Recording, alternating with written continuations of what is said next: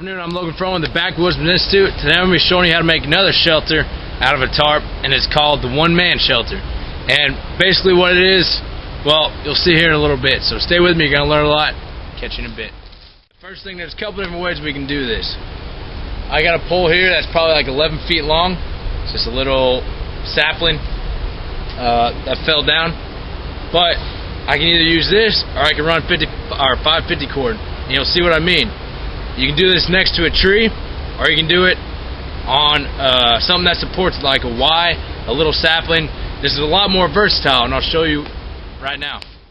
Basically what you're going to do is if you're going to use a big tree like this, you're just going to take your 550 cord and you're going to lash around here to the tree. But that takes a lot of cord and time consuming. So this is what I would do. Alright, the other thing we can do is find a support piece that'll hold up our little one-man shelter, and it's not going to have a lot of weight on it. So we can either take a Y stick, put it in the ground, and put the support stick on top of it, or just find a natural laying branch or tree or vine or anything and put it on there. Now this has, as you can see, a bend upwards.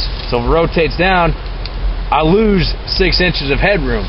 So I want to put the bend upwards because if there's weight on it, it'll support a lot better like that as well. So you want to stick it close to the edge, about 5 inches left over. And what you can do is you can take 550 cord and lash it to the vine, or if you don't want to use any of that, just take a stick with a Y in it and wedge it into there. So it'll hold the support stick just like that, curve up. So all that is, there's nothing man-made holding that up. It's just a V or a Y and a support piece. And the other end is just going to go straight to the ground just like that. There's it supporting and it's going straight to the ground. Alright, now we're going to put the tarp over the top. Alright, there it is, the one-man shelter. And all I did was I put stakes on this side, and on this side over here I rolled it up because I didn't need all that extra, and I just put weight on it. So we're going to walk around to the front side here in a second. And this is what it looks like down the middle. Big enough in there where one guy can sleep in there. And this front right here, the door, I would have my fire out right around in this area, and all that heat would get channeled into there and keep me warm all night long.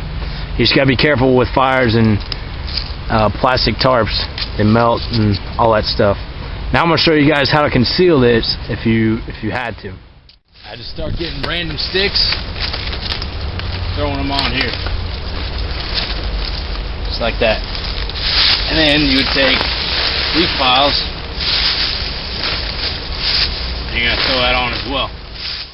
Alright, that right there is that one-man shelter, all camouflaged up, concealed if you had to.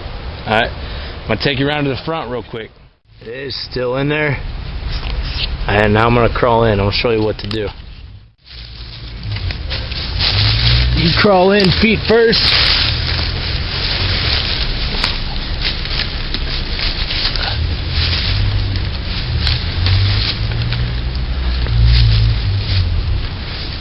And plenty of room to be out of the elements, just like that. One thing I did do, I did lash that support beam up front, just because I didn't want it topping over with the weight of this. So lashing it up might be a good idea. Just tie it securely to the support piece.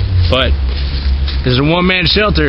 If that was the camera right there, if that was my fire, all that heat would be going in here if it was cold at night. But this is going to keep me dry. Like I said, I'd pile up this so I can sleep on it. I'd be good to go.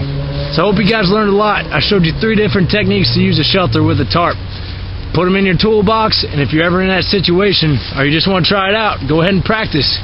But I hope it helps you out if you ever need it. So my name is Logan with the Backwoodsman Institute. Catch you in a bit.